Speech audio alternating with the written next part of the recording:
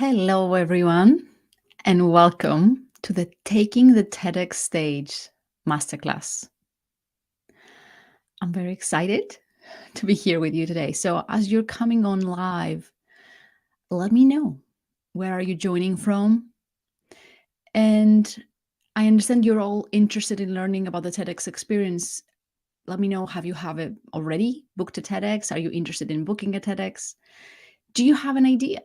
Do you know the idea you want to share on your TEDx, or is something you would like to work through it? So it will be great to hear where you're at. Today in the masterclass, I'm going to share a lot of resources, advices, what I learned, my experience, because my intention is for this to be a free resource for everyone interested in doing a TEDx. I've consumed a lot of resources as I was preparing for my TEDx, free and otherwise. So that's my way of giving back to the community.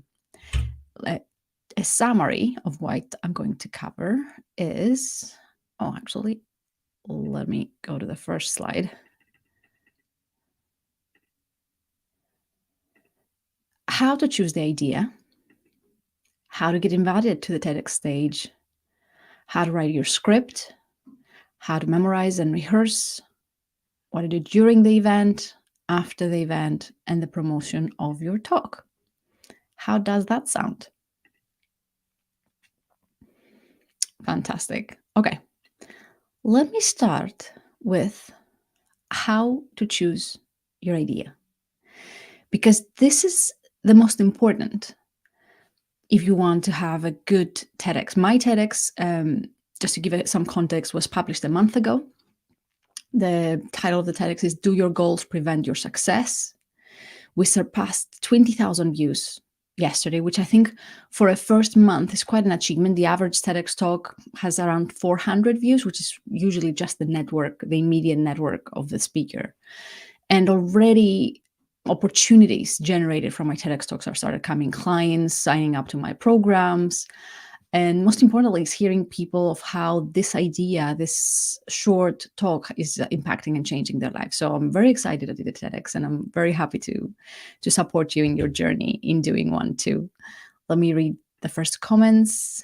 Great. Hi, Sapna. Lovely to have you here. I'm glad you commented, because I cannot see any numbers about people being live. So I'm glad this is working and I'm actually live. All right. Let's talk a little bit on how to choose your idea. First, it needs to be your idea. This might sound obvious, but it wasn't even for me. A month before the TEDx, I actually had an experience, and I read something, and the idea impacted me so much. And I'm not going to go into what was the idea, that I came back. This happened on holiday, and I came back and I wanted to rewrite the whole TEDx script. I wanted to share a different idea, because I had just came across this idea that had impacted me so much that I was so excited to share it with everyone. And I was thinking, I found this thing and I implemented it and it helped me. And what a fantastic timing. I'm doing a TEDx talk. And I actually wrote a second script and I shared it with my TEDx coach and my husband. And they said, no, this second script is not as good as the original script you had. And I'm glad I trusted them. And what was wrong were two things with the second idea. First, it wasn't my idea. And I didn't realize it at the point, because I had implemented it and I was going to share it with my own way. But it wasn't. I realized later, no, actually, I read a lot of things and it hadn't originated from a spark of insight that came from me. And that makes a difference. And also, it was so fresh. And sometimes talking about something fresh is great because we are excited about it, but it was so fresh, I hadn't had time to digest it and embody it for long enough myself, and also communicate it enough to other people. So I have distilled the idea in its essence. So I'll start with that tip. It needs to be your idea. It needs to be an idea that changed your life, ideally, and also someone else's after you shared it with them. right? That's some litmus test of whether your idea is good. You want to when you're going on a TEDx stage, because you're going to do so much preparation and invest so much time in the preparation, right? You want to share something that matters to you, that it had a huge impact, that is important, ideally that has changed your life, or you have helped other people's. It could be something that came out of your work and you have helped people with it. So in my case, I had the idea in February. I was on holiday and my idea was, oh my goodness, I want this thing out of ego. I don't really want this thing. I want it because I think if I achieve it, it will reassure my self-esteem. That was the stroke of insight I had in February 2022. And I happened again on a holiday. I always have my ideas on holidays. And I came back and I was teaching a webinar at INSEAD about life vision. And I shared this idea, and then among others. And then somehow I started getting feedback. This webinar had a huge success. People were coming in my world. And then I was having a discovery session with a client, and he said, I watched your webinar, and this thing you said about ego-driven goals really touched me, because I accepted a role that I didn't really want. I accepted it out of ego because the title was really cool. And that helped me think, oh my goodness, this idea didn't only help me, it is helping other people. Right? So this is a great indication that this is worth sharing.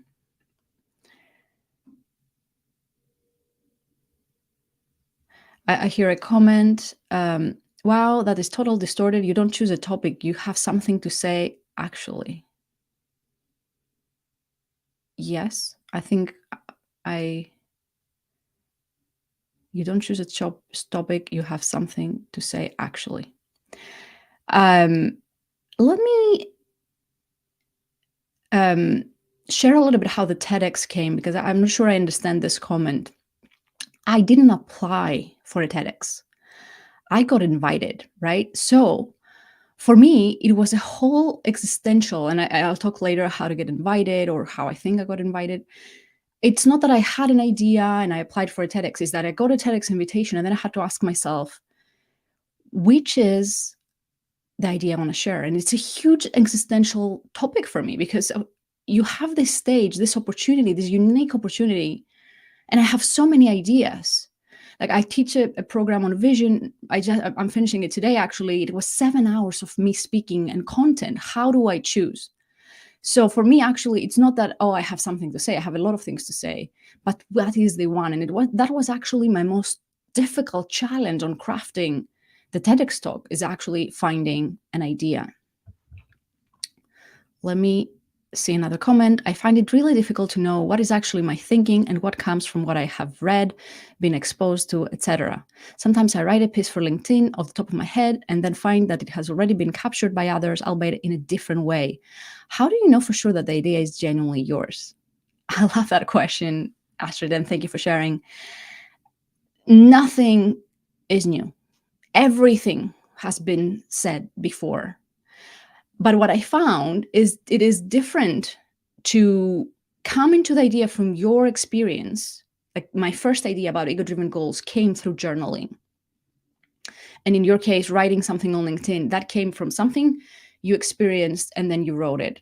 Also, I don't think it's necessarily wrong if you read something, you attribute credit, and then you say, this is how this impacted me. And then the newness is about the execution. The TEDx guidelines, and especially if you're applying for TEDx, they will look whether your idea is unique. But no idea is unique. Like even my idea, the word ego-driven goals is actually, I haven't seen anyone saying that phrase. It was actually, I think that came from me. But talking about ego and pursuing things out of ego, oh my goodness. I remember I was sharing this idea in Amsterdam in a party, in a barbecue, and someone said, oh, Eckhart Tolle, that his book New Earth is all about this. And I remember my original reactions was a little bit of resistance. Oh my goodness, if Eckhart Tolle, who has sold millions of books, has talked about this, I felt a little bit, oh, and I resisted reading the book. But actually, and that's what I'm going to share with you, I ended up reading the book before my TEDx, and I ended up researching this idea, and actually helped me refine it by seeing what the research has said about my idea, and I could find arguments to support it, what other people had said about my idea. So what I'll say is, choose something that you're passionate about, had an impact on your life, and then make sure, like, if it's really like, if the source was, I read, like, my second idea, I read something, I implemented it, and then it changed my life, and I got super excited, and I wanted to share it in my TEDx talk. It happened that my script was not as good, that I'm just sharing my experience. And also, I realize now, and I remember because my coach made fun of me, the second idea, it was kind of a cliche as well, because it didn't come from me. It was like joys inside. And on the hindsight, I realized it was a huge revelation. I never felt so much joy in my life like in August when I read this thing of how to process old things. But in the end of the day, if I had chosen that idea, it had been quite a cliche. While the ego-driven goals, the idea I ended up sharing, most people perceive it as fresh because it really came out of my journaling, my reflections, and it got fine-tuned by me reading the research and reading what other people are sharing. Great idea to references other people's experiences to back up your own. Absolutely, absolutely. And you'll see, especially in the body of your TEDx, like, you'll have 3 points using the rule of 3. If you want to choose this structure that I'm going to share with you, every point needs to be supported either by a research point or by an anecdote, because you need to build some credibility. Yes, sharing your stories, but some credibility that this thing works, or this thing that you're sharing is right. The more you read the research around this will be helpful. Not too old and not too new. And this was, again, through my learning, right? When they invited me because they had read my book, Hold Successful Meetings. And I think the founder of the TEDx Patras was expecting me to talk about meetings. He happened to read my book. He loved it. He invited me for the TEDx. And I'm at that point going through this existential crisis. I'm invited to a TEDx. What the hell I'm talking about? And I have these options, right? I knew I could talk about meetings and team development, which was what would promote my book and what I had written about, or I could go about what I'm thinking of being my next book, and which is around life vision and business vision, all things vision. Or I could try to combine the two. And I remember I was discussing this with one of my coaches, and through the session, I was like, should I go with meetings? Should I go with a vision? And I realized I would let meetings go. Actually, I wouldn't go with that because it was a little bit too old for me. When you've written a book about something, at least for me, and that's my personality, I love the book, right? I'm very proud of it. I spent a year writing the book and then a year promoting the book. When the third year comes, this was a little bit too old for me to talk about this. For me, for you, maybe not. But so I decided to go with vision. And if I could try to mix the two, it wouldn't work. You want your idea to be very clear. But the idea I had in August, which was around how to find joy by processing old difficult experiences, that was the idea about. It was too new. I hadn't embodied it. I hadn't made it my own.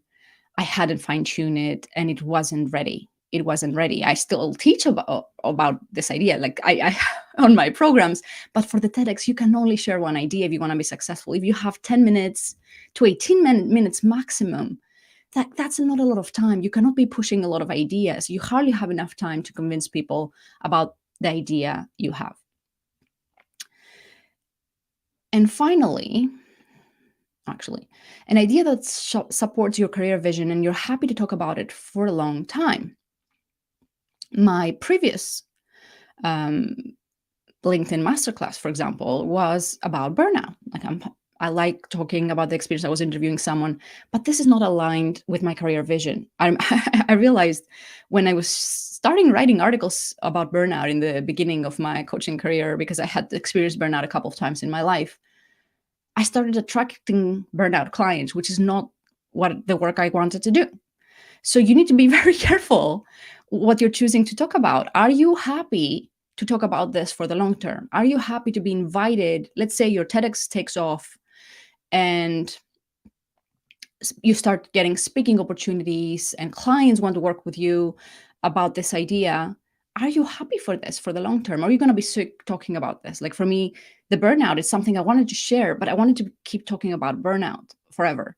Well, when my topic now, which is vision and goals, I was invited in a podcast this week and I loved it. I was so excited to talk about goals and vision. It's been a little bit of, maybe the idea was new, but this interest in terms of vision has been since I was 18. I remember the first time I wrote a password on my first email account I ever did. I wrote a goal as a password. Like it's something I was always passionate about: goals, vision, very forward looking. So I knew that if I chose the topic first, vision, and then the idea. I knew that was something that was aligning with the work I would do. I could talk about this in the long term. And now I will share a formula for this idea that I learned from my TEDx coach, Brian Miller, and he has shared this publicly, so I'm not getting his trade secrets here, which is 2, action, so that outcome. And the first hour of coaching I had with him, it was to get this nefarious idea I had into the simple sentence. And by the way, there's no point on my TEDx script that I actually share this sentence, but it was so crucial for me to have it clear. Like in my TEDx, it was to let go of ego-driven goals and follow joy-driven goals, so that you have happiness and success. That was my idea. And again, I had to make strategic choices there. Is it happiness or success? Like in my talk, I talk about both, but what do I lead with? And I chose to lead with success. My title is "Do Your Goals Prevent Your Success?" Right? Getting this formula down will help you really come to the essence. And once you have this idea worth spreading really nailed, what's the action? It needs to be actionable. You want them to do something. Then every sentence of your script needs to support the idea or go. And I have the TEDx script. I don't know, it was like 1,000 something words. And then I have another document with all the leftovers. I call them TEDx leftovers, which is so many things I wrote and I had to remove through my creative process of creating the script.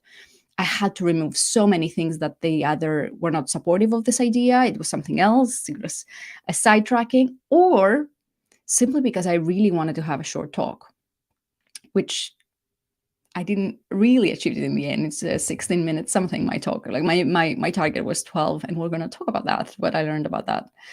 Okay, here is how to choose the idea. This is what I had to share. Do you have any other questions about this topic? Feel free to share them now. And then I will go to our next topic, which is how to get invited to give a TEDx talk. Okay.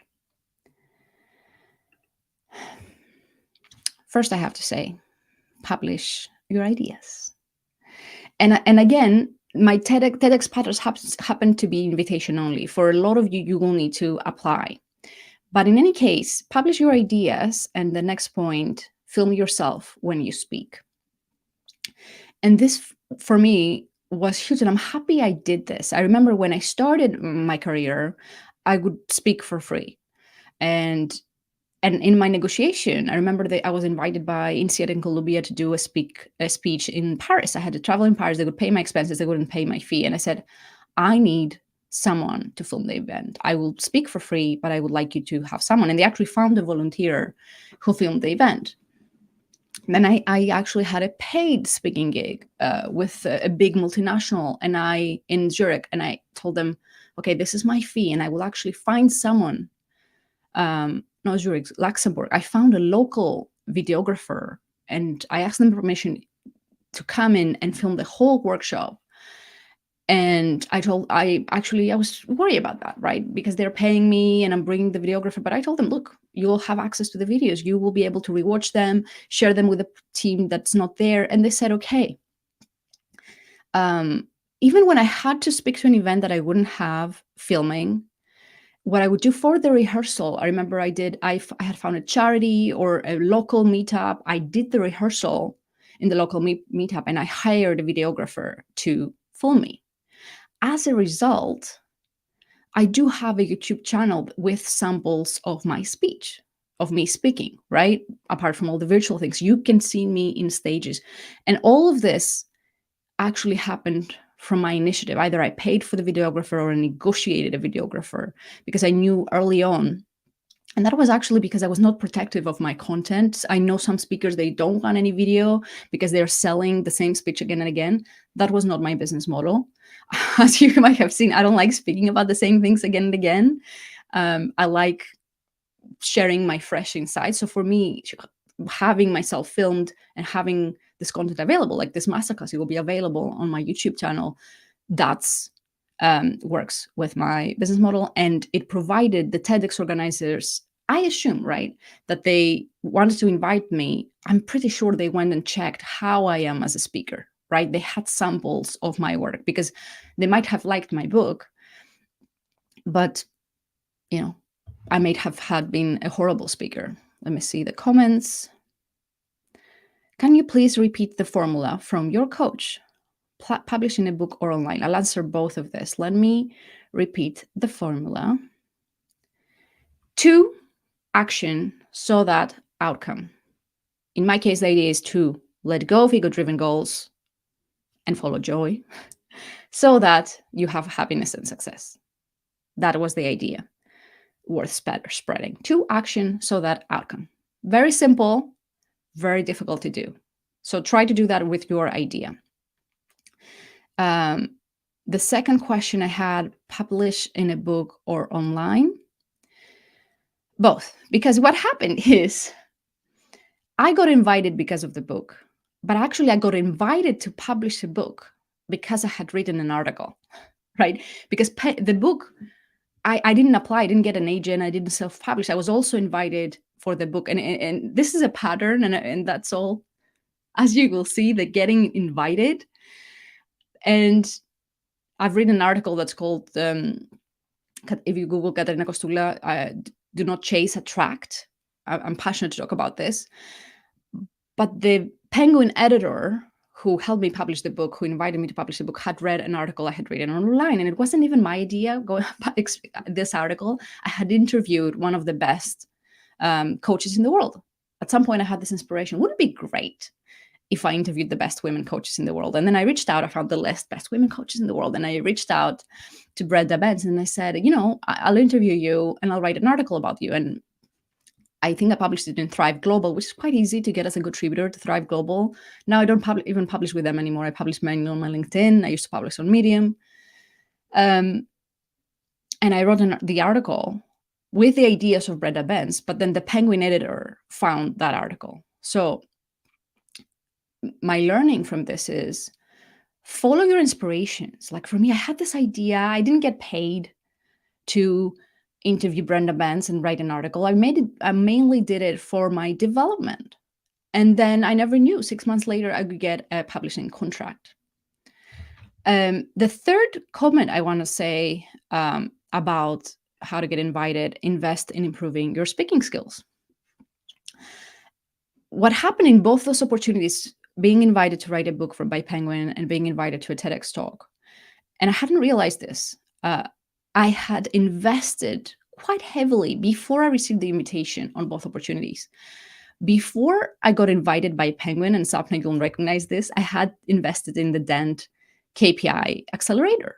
I had paid the money to have a 1-year accelerator, which was for entrepreneurs who want to build their influence online and they want to self-publish a book. So I had the vision, I want to write a book. I had paid the money to do this. And then Penguin invited me. So there's something that changes when you are investing towards your vision. You change, the way you show up change, the opportunities you are attracting change. And similarly, in the end of 2020, I invested in the Big Talk Academy because I was about to publish the book. And I said, I wasn't a speaker. I wasn't interested so much in the speaking career back then. But I said, you know what? I need to prepare a big talk to promote the book. And I had stage fright. I was never happy. And I've tried in the past, and I knew I need some support to prepare uh, to give a good talk to promote the book. So I signed up to the Big Talk Academy back then. It didn't happen to be. I'm grateful to the coach, and I learned things, but it wasn't such a great fit at the moment because half of the course was how to find your idea, because it was more for TEDx speakers. And for me, I had the idea. I've written a book. I had a very clear idea at the point, so I wasn't that. But I did learn about memorizing. I surrounded myself. We were 25 people that were all wanted to be TEDx speakers, and that happened end of 2020. In 2022, I got invited to do a TEDx. So it wasn't something foreign. I had done a course about it. I had seen so many of my classmates giving TEDx talks. I had a support community already by making those investments. So there's something there. I found that whenever you get invited, there's some moves you make first before that invitation, whether it's sharing, whether it's doing what you're passionate about, and whether it's sometimes investing in yourself towards that vision. That's about getting invited. I cannot share about TEDx applications because that's not what I did. But I know there are coaches out there that can help you with your TEDx application. But that's not something I know, so I'm not going to share about this. Any questions about how to get invited, about what I shared, feel free to share. And now we're going to talk about the scripting, right? Are you ready to move toward the scripting? All right. And I will share some things I learned from my coach during the scripting process, right? Create a powerful story and do not close the story loop. So a TEDx talk needs to have a story, whether it's your story or you revisit a known story or a new story, something you read, it doesn't matter. But we humans communicate ideas with stories. For me, I decided the story I was going to share was how I came up with the idea, right? And I came up with the idea because I am on holiday, in a great holiday with my family, objectively living the dream, and I'm not feeling happy because I haven't hit a financial goal in my business. And I realized, oh my goodness, what, I'm in a holiday. Why do I need the money? This is an ego-driven goal. That was the insight. That's the story. And what I did is actually I published the story on a LinkedIn post to see whether that story would resonate. And it was one of my topest performing posts. I had a beautiful photo with my family as well, which always helps. But I was like feeling confident about the story. The story, I'm posting it on LinkedIn. It catches fire, right? So use social media to test elements of your script. But then I go with Brian and we spend an hour working just the story, right? Which is the beginning of my talk. Because he told me the story needs to, even if someone just listens to the story, they need to get the true idea. And if you listen just to the story, you get let go of ego driven goals, follow joy, you get it, right? And I think although I had the story almost nailed, it was almost a viral post on LinkedIn. What Brian helped me to do is make the contrast more, right? I'm in a holiday. And he said, okay, you're missing out on the holiday. What are you missing out? And then as he asked me, I remembered, oh my goodness, in that holiday, my son learned to swim and I was preoccupied with my ego-driven goal. And through the coaching, I realized this in this contrast, right? And he said, yes, this is what you need to put on. So it's a minor detail I'm adding to the story. My son is learning to swim and he's squealing with delight and I can't enjoy this, right? This detail that came from Brian's coaching, I think and it's true, he helped me remember what was I really missing out on because I was following this ego-driven goal and I was feeling deflated, made the story a lot more powerful. So in your story, try to make the contrast. Also, he helped me find my courage because it's a story that doesn't make me look good, right? And he reassured me that actually by being honest, that most people could relate to that, most people could relate to pursuing an ego-driven goal and really not being able to enjoy the moment, even though initially I had some embarrassment to share this. I think in the beginning I hadn't shared that it was a social media post of me comparing myself with someone else that triggered these emotions. And again, it was through Brian's coaching. He said, how did this feeling came along? And he helped me remember. And I said, oh, actually, I had seen a social media post in the morning, and I was feeling embarrassed to say that, right? Because I pride myself that I'm not comparing myself to others, but I did in that day. And he said, but that's relatable. That will help other people. That happens to everyone. So I think through Brian's coaching, the story became more true, more powerful, but with a contrast. And then the third tip he gave me on the story was, do not close the story loop. Because I was telling the story and I said, my life has never been the same since the day of the beach. And I was explaining how my life changed. So I think it was a brilliant suggestion he made of, you just stop. My life was never the same since the day at the beach. And how your life changed, I put it on the end of the talk, because people want to finish the story. So actually, I thought that was a really brilliant tip by Brian. Start the story, don't finish the story, because you want people to watch until the end of the talk. So this was some tips I got from Brian about the story, which I wanted to share. Explain the problem and the stakes. You want people to understand, what are you solving for? And make it important, what are the stakes? And for me, I was very passionate about the idea. Like, at some point in my talk, I said, we're wasting our life. Our life slips away in a feeling of not good and not good enough, right? For me, the stakes couldn't be higher. Couldn't be higher. Like, if you're following ego-driven goals, you're wasting your life. I was really passionate about this. So I think it's important in your idea to explain what's the problem and what are the stakes. And then the problem is, we're so bombarded by what we should want. We're busy. It's so easy to follow what people are expecting. You could follow ego rather than really take a step back and realize, what is it I really want? Do I really want this? Right? Okay. Introduce the guide. At some point, you need to introduce yourself in the talk. And I chose in my talk, because I wanted the focus to be on the idea and not be self-promotional. I got feedback that you should have said in your TEDx that you worked at Google or that you were published by Penguin. Some credentials I didn't. And also the TEDx guidelines are very against self-promotion or mentioning brands. I didn't want to risk, being canceled by TEDx by mentioning a brand, or you cannot mention your book or anything. But I actually have a very simple introduction. I said, at some point, I say, as an executive coach, I help leaders define their personal and business vision. That's my only sentence of introducing myself, but that's enough. People now look me up, and business has come in my executive coaching business. But I wanted to reiterate, you need at some point to say what you do if you want your TEDx to help your business. And also to give you credibility. Why should the audience listen to you? Why do you know? And again, I wondered, should I have talked that I help hundreds of people to define their vision? I have. But again, I didn't share that in my TEDx talk. I was very careful not to make it too self-promotional. Then I used 3 points to support your key idea. Why is the idea true? And also, each point is supported either by research or an anecdote.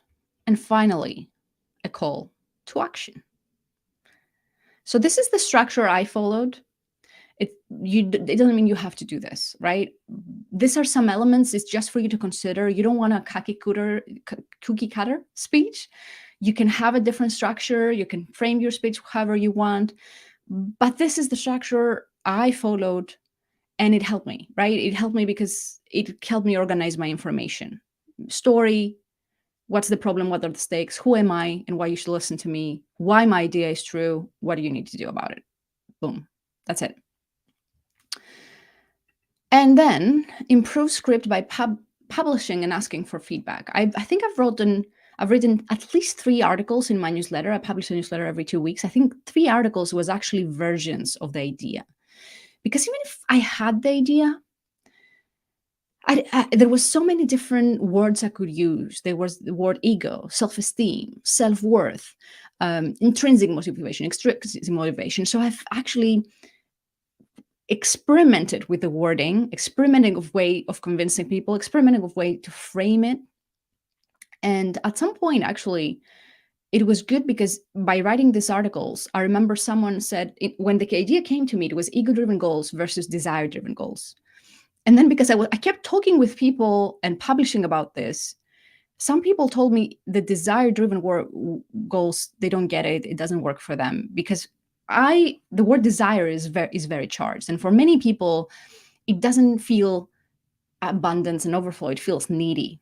And my whole argument is you shouldn't be needy. You should start with I have everything and you're just what would be fun to create. That's joy driven. So I actually had to, with the feedback, I changed the word desire rather than explaining to people how I define the word desire in my TEDx in my 12 minutes that I wanted to have. I said, let it go. That was the feedback. People don't get it. And instead of desire, I use the word joy, which is more easier for people to understand. My TEDx would have nothing to do with my business, which is fine. This is your idea. You want to share this to help people. This is what you want to do. What I would share, Zabna, because I think I know what you want to talk about. Would you be happy to be talking about this, or you just want to have the TEDx? And that's fine as well. Maybe for you, it's just, I want to share this idea with the world, and I don't want to build a speaking career out of it. I don't want to bring people in my business out of it. It's fine. Because as we know, and even if it has nothing to do with the business, humanizing help us. Like for me, this summer, I had this impulse. I want to do a parenting course, and my business has nothing to do with parenting. It's leadership.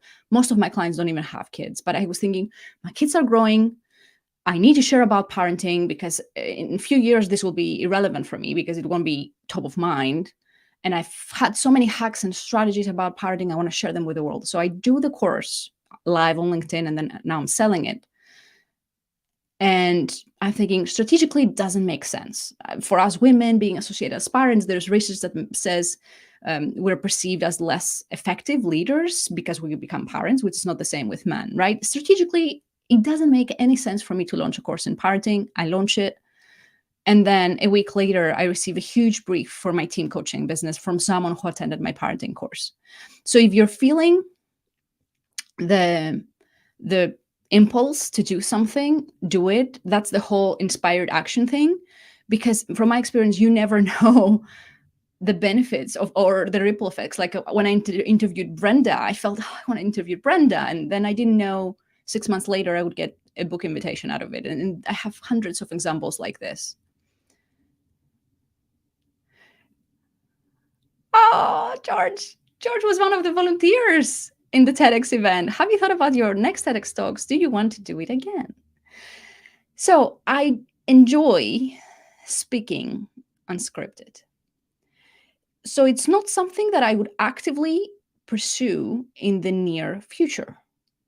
That said, if I feel so passionate about an idea that comes through, there's nothing like TEDx, right? It's so much easier. I thought my book, everybody could read my book, but to be on a Sunday Times bestseller, you need 2,000 copies, right? If you sell 2,000 copies, you become a Sunday Times bestseller in the week, right?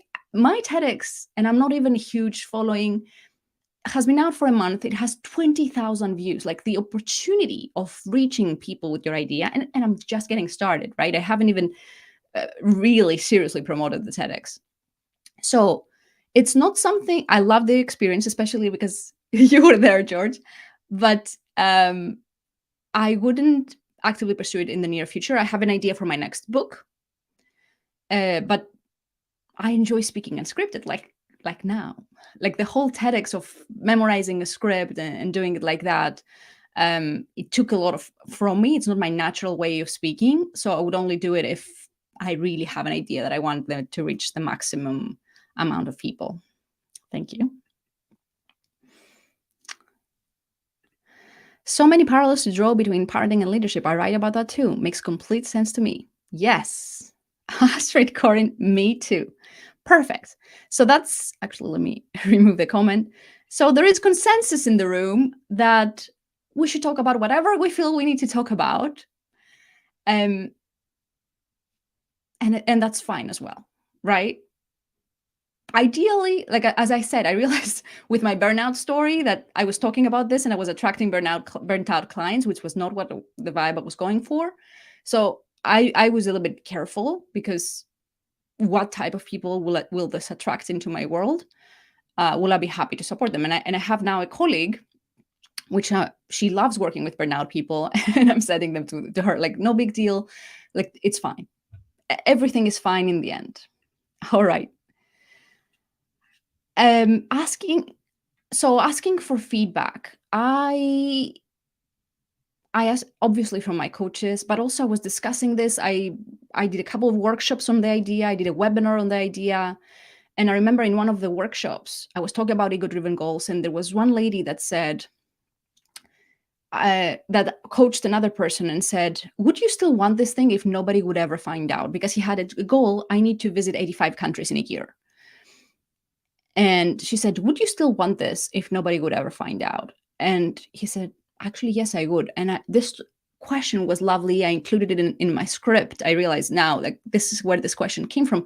The more you talk about it, there will be tiny bits that you will include in your script. Friends that implemented this about dating, and how dating and finding a partner can be an ego-driven goal.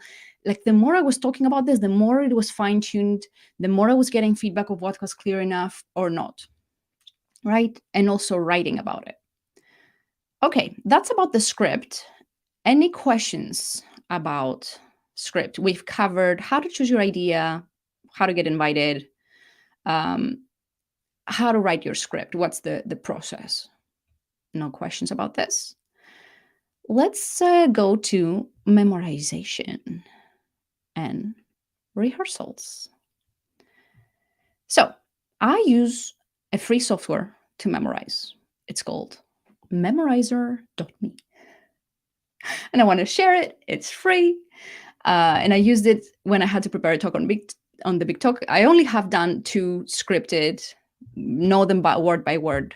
Actually 3, because I did stand-up comedy at some stage.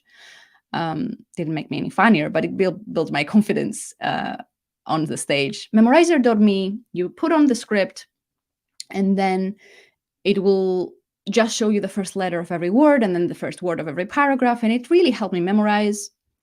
Then I got a tip from a friend: record and listen to yourself. One of my worries is I usually get, when my voice is tired, I lose my voice. So I was so worried that I will rehearse so hard about this that I will lose my voice. So in order to avoid this, I would rehearse, record, and then listen to myself. So I don't have to speak all the time while I was rehearsing. Brian offered me an hour with a performance coach, which was different. Like, with Brian, we worked on the idea and the script. And he told me, you know what, I think that's 90% of the battle. And I think he was right in the way that, and that's not what presentation and speaking coaches tell us, right? They tell us it's about your voice and your body language, and all of this is important. But having a very thought through script will help you with the voice and body language, because you'll feel confident about what you're talking about. You'll be passionate about what you're talking about. So I think the idea and the script are a lot more important. But I do spend an hour with Lindsay. I need to give her credit. I'll look up her name and tag her in this. So what we did is we went through the script and made bold the words that I would need to emphasize. And we talked about emphasis and speed at some point. Where should I be more quickly? Where should I emphasize? And I think it made a difference, because what was shocking to me is I would say a sentence and then, with Lindsay's advice, emphasize a different word, and the whole meaning was changing. I remember there was a sentence: I was sad that my business was not further ahead. And that's how I was saying it. And she said, emphasize the my. And then I say, I was sad that my business was not further ahead. And you see, the emphasis on that makes a difference. So I really enjoyed working with Lindsay. It was just an hour. That's something you can do when you're in the final stages of, what words should I emphasize? Where do I need to pause? Where do I need to go quicker? And I think one of the biggest benefits was she loved the talks and gave me a lot of confidence. Practice in front of people you're afraid of. This was huge for me, because I realized I was more stressed during rehearsals in front of some of my loved ones than I was during the actual TEDx event. In front of my brother, in front of my maid of honor, because they're people who have different worldviews than me. They have been critical in the past with love, right? Um, and I was more stressed. What will they think? And actually, when they got the idea, I was a little more confident.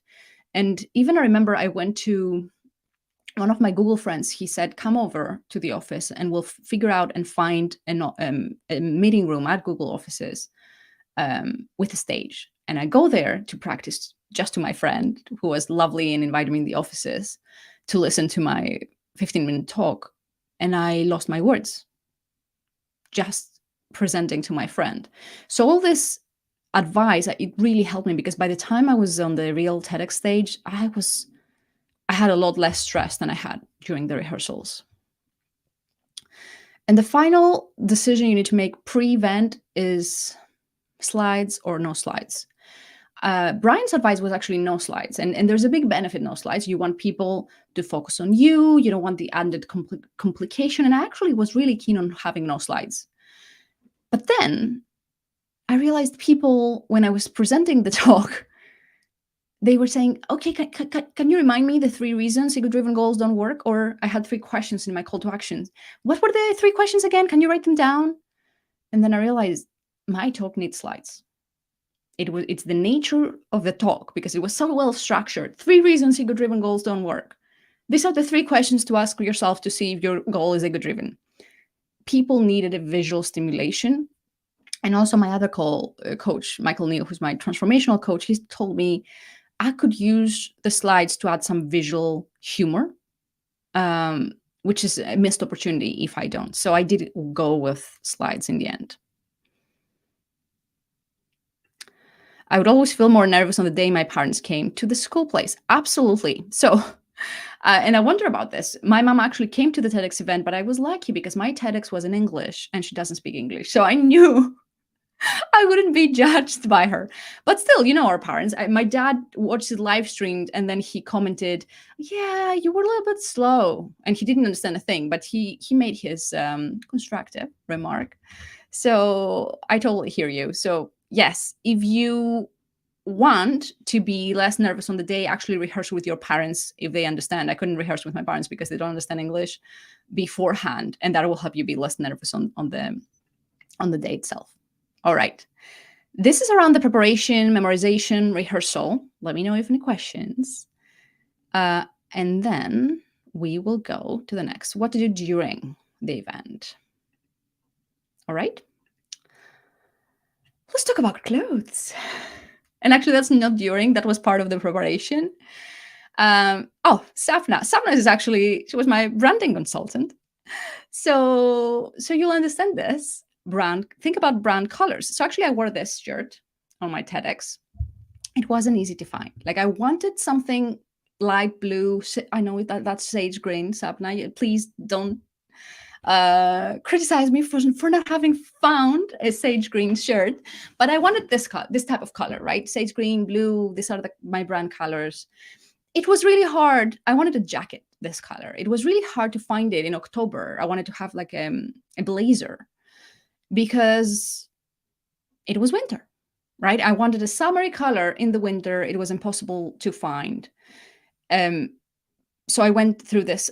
I didn't have a blazer, no blazer. I went through the shirt. So what you want for the colors is something that is you, that is can sustain the time, because you will be watching. My TEDx has been 9 of them in a month, because I'm checking it so often, you'll get tired of watching yourself. So you don't want something too fashionable. I went very simple, something you feel comfortable, something that you feel you. I went no heels, just a simple shirt.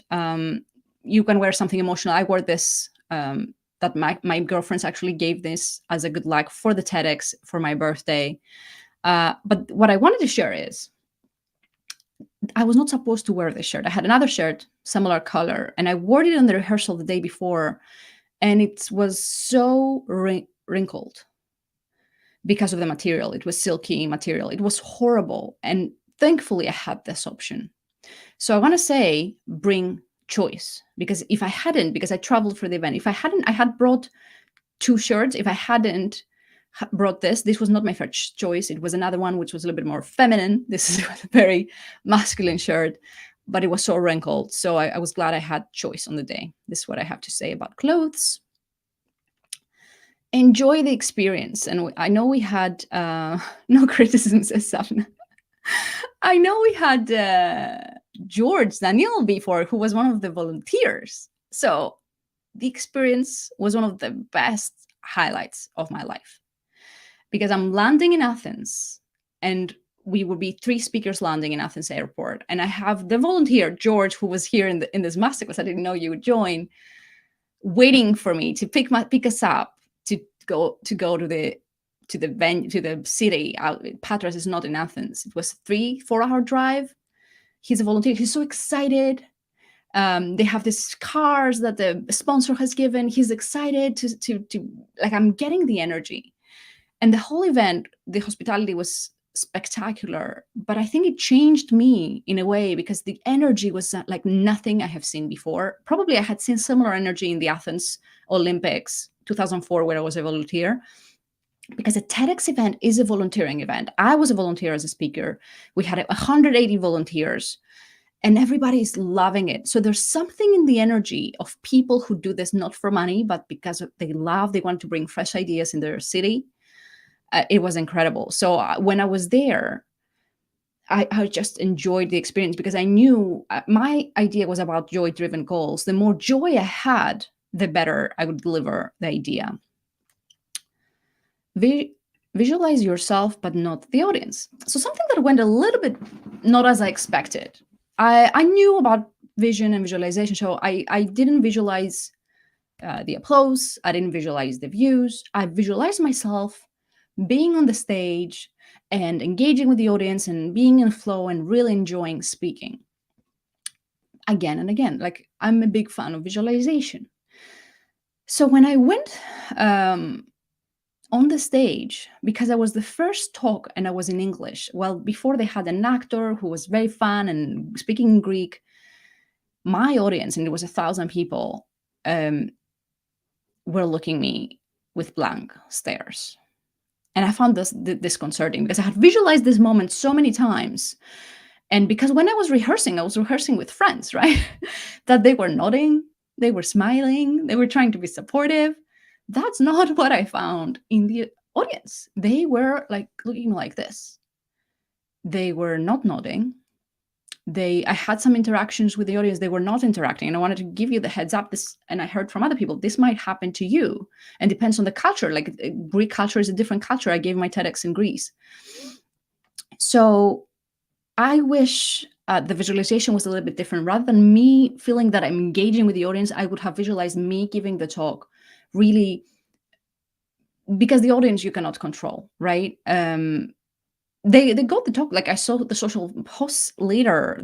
Some people posted about the talk, told me they loved it. But at the moment, I wasn't getting any interaction from the audience. And I wanted to give you a heads up that this might happen to you. So be ready. Because also, you don't have the time, like in a workshop like here, I will get comments, the interaction. You don't want to waste too much time interacting in a TEDx talks, because you only have 18 minutes. So it's very challenging to interact. And also, I was giving the talk and someone's phone started ringing, and I'm thankful, because I knew I'm wearing a mic. They're not going to pick up on this, because I had read they're not going to pick up on this. Otherwise, I would be even more upset. Like, I spent 4 months preparing for this, and this guy ruins my video with his phone. And honestly, but I didn't, because it was fine. I knew the phone ring would not pick up. Check when you need to use the clicker. That's something I didn't do. I went on the event on the day, and I was wondering, are they going to put my first slide up and I only click for the second slide, or I need to click for the first slide? So actually, I wasted a few seconds realizing, what slide am I on, right? But I'm not speaking. I do this before I speak, and I had read the TEDx guidelines that your TEDx starts the moment you speak. So I'm not worried. I spent some time clicking back and forth to realize where I am on the deck. And then I take a breath and start my my TEDx talk. Oh, well, the video editor did not read the guideline, did not follow the guideline, doesn't matter. So actually, instead of starting the TEDx video the moment I say my first word, they have me walking to the stage, taking my time to figure out the clicker. So actually, my TEDx talk starts, I don't know, second 40, which was not ideal. So for you, learn from my from my experience, talk to the video editor to make sure you don't have unnecessary intro in your TEDx video. I don't have a special section about nerves, but I think preparing, and also what helped me in the event is I was very nervous because I had so many things to do, because TEDx is not the only thing in your life. Like on the build up until TEDx, you have work, you have clients, you have projects, you have kids getting sick. So before I actually stepped into the plane, I for a few weeks, I was feeling quite overwhelmed. But the moment I landed, I left everything back. Like I didn't have the kids. I didn't have any other projects. I told my clients that I'm gone. I'm going to give a TEDx. I'm not going to reply to your emails and WhatsApps or whatever. So actually, I realized it's not the heaviness of the ball, and TEDx felt like a heavy ball that makes us overwhelmed. It was the quantity of the balls. And that was a huge breakthrough, because at the moment I land and George comes and picks me up, and I'm enjoying all the hospitality, and we're doing the rehearsal, and then we're doing the event, because I'm present, I just have to do one thing. I just have to give this talk that I have rehearsed. It didn't feel so heavy anymore. That's for during the event. Any questions about the event experience? Okay, I'll go to after the event. After the event, you need to choose the title. One of the things you need to do, most people don't know that. You will submit a title in your proposal, even in the schedule, but after the event, before it gets submitted to TEDx, you can change your title. And for me, the title changed, because initially it was how to create a vision that actually works. And then I realized I can't talk about vision, even though vision was more aligned to my product. I have a product that's called Vision Path. It was making more sense from a business perspective, but it wasn't making justice to the idea. The idea was around letting go of ego-driven goals. So I did some research of what keywords I wanted to use, and how-to titles, and like how to create a vision that actually works, or questions work well. I used two tools to research titles: CoSchedule Headline Analyzer and Monster Insights Headline Analyzer. They're both free. Actually, CoSchedule, I think I've paid for the upgrade, because I test my headlines quite a lot. But in the end, the headline I chose doesn't get a huge grade in those tools, because they want, for SEO purposes, they want longer titles. I wanted a short titles: do your goals prevent your success? And my title is modeled to the most popular talk of all time, which is Do Schools Kill Creativity, Sir Robinson. This is the most popular talk of all time. And I said, my instinct says this is the title. And even though if these tools don't think it's right, some of my coaches didn't think it was the right title, I went with this title. I don't know, maybe if I had chosen a different title, it would have performed better. You'll never know. But this is what I went. How to, or questions perform well. And I actually wrote all the YouTube submission for the TEDx Patras. Like, what's the description? I chose the topic, the hashtags, the tags. I did all this for them. So and the way I researched the tags is I went on YouTube and I saw what are the most popular talks on my topic, which was goals, success, and what type of tags and hashtags do they use. So I did some research.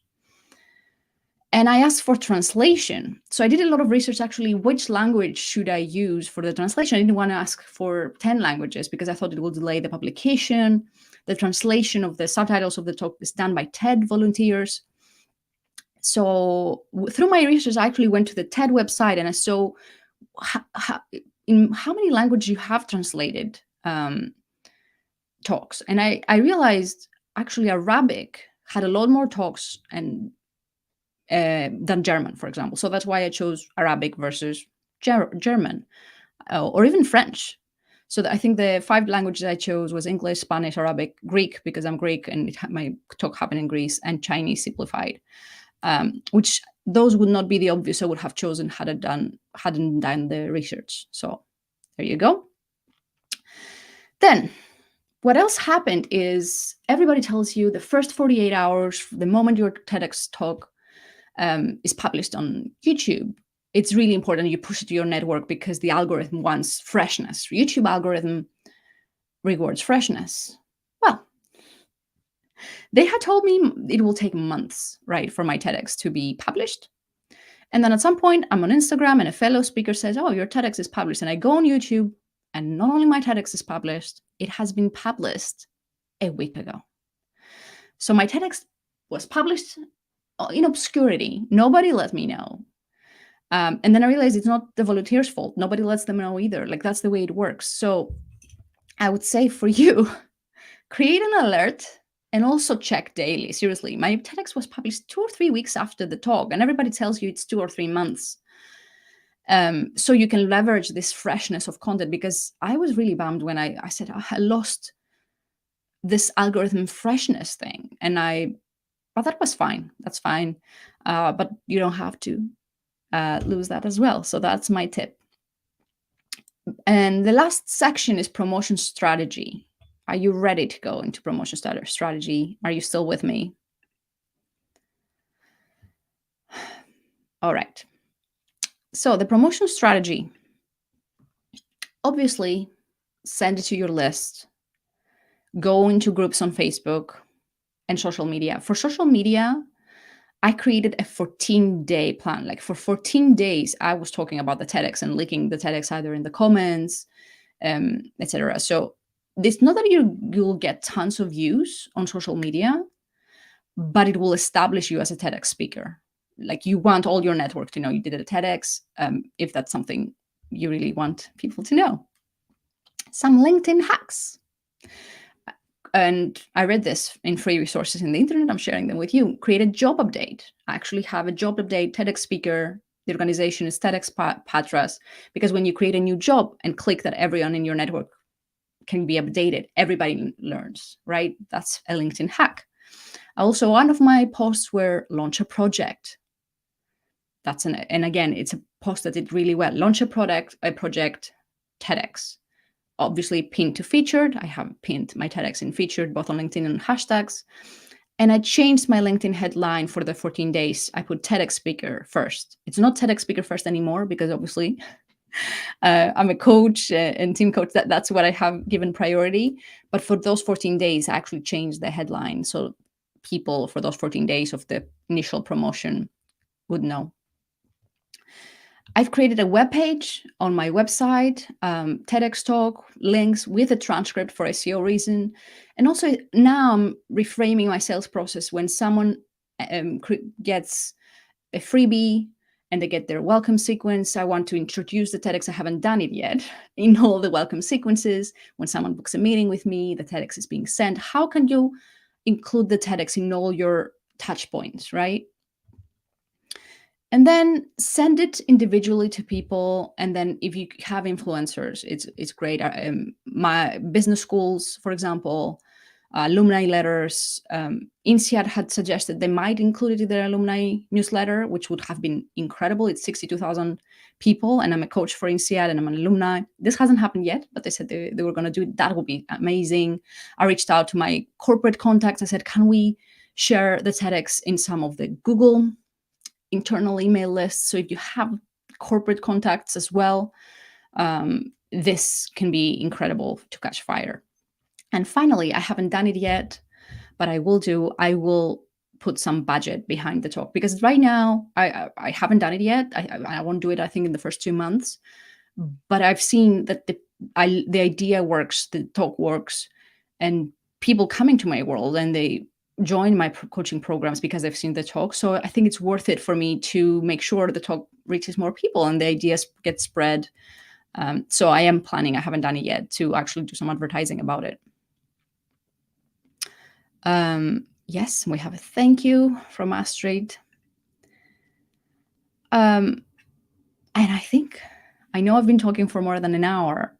This is all I wanted to share. If you have any questions, I'm here, ask them below, because my intention is I wrote a book about meetings. I don't want to do meetings and people picking the brain about TEDx. I wanted to share everything here.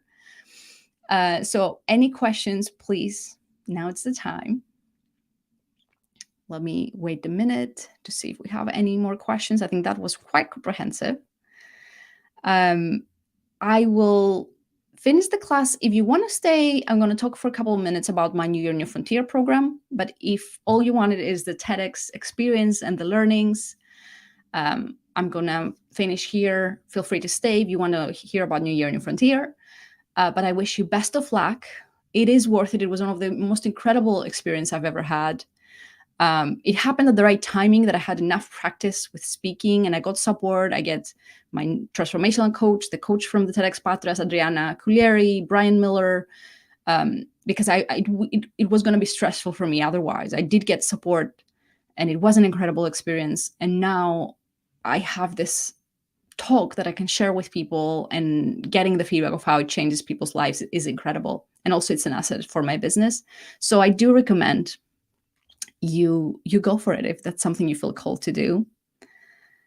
All right. Kisses. And if you want to stay for New Year, New Frontier.